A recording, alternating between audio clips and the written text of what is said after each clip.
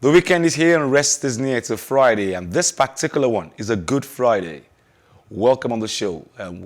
Happy Easter celebrations. Before I go to the story for today, I'd like to apologize from yesterday's show.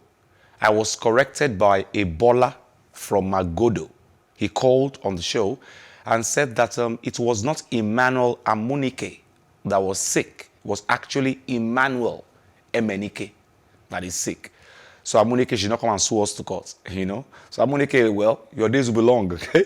And Emenike gets well soon, okay? So it was not Emmanuel Amunike yesterday. It was Emmanuel Emenike that is sick and he needs all the help we can get.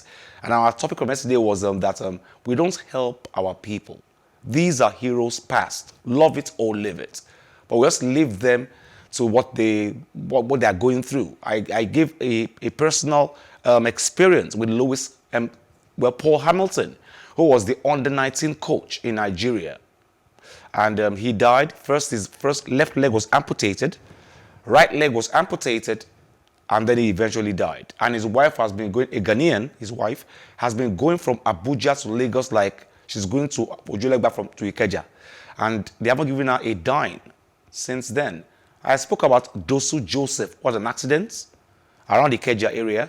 After a year, the NFF promised to give him something to get his leg done. After a year, he was told that he was on a personal mission. It was not a Super Eagles issue, so he should take care of himself. So because of that, the delayed time, he limps till now. Former goalkeeper, he was a goalkeeper of the Olympic 96 team that won the gold medal. We should try to. But, well, after explaining that, let me apologize again. It was not Emmanuel Amunike is hale and healthy. It's Emmanuel Emenike that is sick. Let's come to my troublesome topic of today. Now, the Executive Committee of the Nigeria Football Federation has approved the recommendation of its Technical and Development Subcommittee for the appointment of Salisu Yusuff as the head coach of the Super Eagles B, otherwise known as the Chan team, as well as the Under-23, the Olympics team. Yusuff was previously banned for collecting bribe as an assistant coach of the Super Eagles after he was caught on camera in August 2018 accepting cash from men who posed as football agents to select 2 players for his Morocco 2018 African Nations Championship squad. He was subsequently banned for 1 year and ordered to pay a fine of $5,000 by the Federation following the NFF Ethics and Fair Play Committee ruling that the coach received $1,000 from the men. The NFF reinstated the coach in 2019 after serving his punishment and later approved his return as assistant coach of the Super Eagles and head coach of the Super Eagles B team with effect from November 1st, 2021. Salisu's appointment was contained in a statement on Thursday by the NFF spokesperson Ademola Olajire titled NFF Appoints Salisu, Boso, Ugbade, Bassi to head male national teams. Yusuff was head coach of the Super Eagles B when the team emerged runners-up of the African Nations Championship in Morocco. In 2018, we worked with Kennedy Boboye, assistant coach, Fatai Osho, assistant coach, Abubakar Bala Muhammad, assistant coach, Fidelis Ilechuku, assistant coach, Ebuborishe Uwejumare, match analyst, and Ikeshorumu, goalkeepers trainer. I'll leave the rest. My point is, let's ask ourselves a serious question, and I will not stall on this one. Francis Indem is going to help me put the phone lines on the screen. Are we a shameless nation, really? We know that Amaju Pinnick doesn't listen to anyone. As far as everyone is concerned, he's deaf to our complaints. But if Amaju is not listening, shouldn't somebody else be listening? This man was caught on camera attempting to take bribe to put 2 players in the team to actually field for the Chan Eagles. He took the bribe, $1,000, and he promised them he would do just that. But just before the Chan Eagles tournament started, he refused, the story came out, and he had to be suspended for 1 year. Now, this is a disgraced coach who was actually spoiled, soiled the ethics of coaching across the world. He took a bribe to bring two players who were not involved in the tournament, and he took the bribe, and it was caught on camera, was suspended for a year. And a year after, immediately, it's really silly to actually do this. We will come back, we'll still take your calls and tell us what you think about bringing Salisu back to be the coach of the Super Eagles Team B, despite being disgraced for taking bribe to put players in the team. We'll take a short break. We'll come back. Stay with us.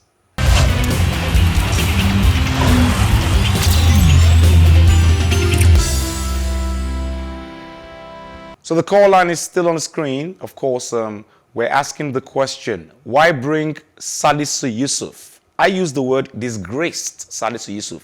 It wasn't like we heard that he collected bribe. No, it was on camera that he collected bribe to actually bring two players into the team. And those guys who went there were actually journalists, investigative journalists, who posed to be soccer agents and actually told him, and he agreed that he would do it. So he was suspended for a year. He's back, and almost immediately, Nigeria puts him to be Super Eagles Team B coach. I don't know who does that. This man should be hiding in his house right now. Should be ashamed of himself and his family. But Nigeria is a norm. To collect bribe and to be corrupt is a norm in Nigeria. And this has proven it. And Amaju Pinnick has only proven more to be a bad leader, a terrible leader who doesn't listen. You don't put a man like that over us after all said and done. But it's Amaju Pinnick. He can do what he wants. That's our vintage Amaju Pinnick. We're taking your calls this morning, and we're asking ourselves this question. Why Salisu Yusuff again? After a 1 year ban from football, and immediately he's back, he's Super Eagles Team B coach. Just like that. What he has done is forgiven. Well, it's a Good Friday, it's the Easter period, it's the spirit of forgiving. Maybe that's what Amaju is doing. But I don't think it's right. But what do you think? You can call and tell us what you think, if it's right or wrong. Let's look at the fixtures for let's look at the results first off. And Barcelona, wow. For a long time, the match remained 3-0. Eintracht Frankfurt in the Bundesliga. Eventually, Barcelona crawled back and got 2 goals. Wasn't enough. So Barca are out of the Champions League, are out of the Europa. And you ask yourself, how are the mighty fallen? Wow. So RB Leipzig beats Atalanta. Barcelona lost to Eintracht Frankfurt. Olympique Lyonnais lost to West Ham. West Ham fantastic, 3-0. Rangers beats Braga, 3-0. So let's look at the semi-final draws, fixtures now. Those were the results from yesterday's matches. So we have 4 teams left, semi-finals. Okay, and semi-finals, okay, yes. West Ham will take on Eintracht Frankfurt. RB Leipzig will take on Rangers. So the first leg will be at West Ham's home. We'll take the coach's interview later. And of course, Rangers travel to Leipzig for the first leg of the semi-final fixtures. Okay? Now, Jurgen Klopp has once again hit out at the fixture schedule imposed on his side, particularly angry with the timing of the kickoff away at Newcastle, just days after the UEFA Champions League semi-final first leg at Villarreal, claiming the Premier League and the BT want to cause him problems. The Liverpool boss admits he hasn't seen Manchester City's full game against Atletico Madrid, but argues the travelling may have an effect on his opponents. Klopp believes that it's not a surprise that both future fixtures between Liverpool and Man City have finished 2-2 this season. However, he says it would be really crazy for the FA Cup semi-final clash to go to penalties. I had Monday from Kaduna. Please try again. We're still on the line for you. The 4 call lines are still on the screen. And of course, we are taking your calls and we're asking ourselves a question.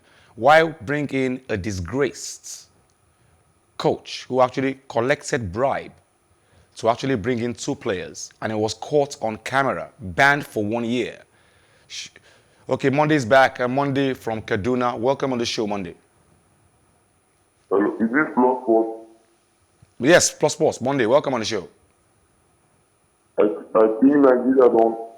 I can hear you, Monday. Okay. I can hear you, Monday. Go on. I think Nigeria don't have to. Because I don't think you can go and bring someone that has been caught in corruption. Caught in corruption. And in a position like this. Because he has spoiled the recipe of the Nigerian Football Federation. And I think good one for Frankfurt because I was happy he won Barca. Because now Javi will concentrate and go and focus on La Liga. Who are Arsenal players again? Okay, Monday, thank you very much. I wish I could understand what you're saying, but it says corruption will continue in Nigeria. It doesn't matter what we do about it.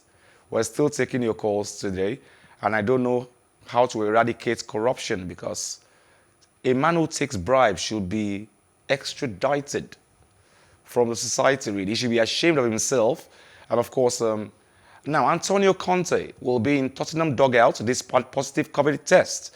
Tottenham boss Antonio Conte will be in the dugout for Saturday's Premier League clash with Brighton and Hove Albion after his recent bout of coronavirus. The Italian tested positive following last weekend's win at Aston Villa after complaining of mild symptoms, but is now feeling better.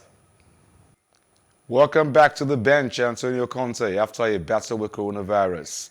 Of course, okay, I've got someone from Benin, Edo State. Hello. Hello. We've lost them. Okay, that's all we can take on the show today. Thank you very much, Sheyi Omotayo. He was behind the cameras. You can't see him, but he makes you see us. Thank you very much, Sheyi, in the powerhouse, the other powerhouse. Thank you very much, Francis Indem. Thank you very much, Esther. Hope I got the pronunciation right there. Thank you very much, Femi, downstairs, the power man, powerhouse downstairs, Femu, I call him. Thank you very much. Thank you very much, Kunle El Chapo. He put all this together. Join us tomorrow, 11 to 12, Plus Sports Special. My name is Wally Scott. Like I always advise you at the end of every show, if not for anything, at least for your heart, do some sports.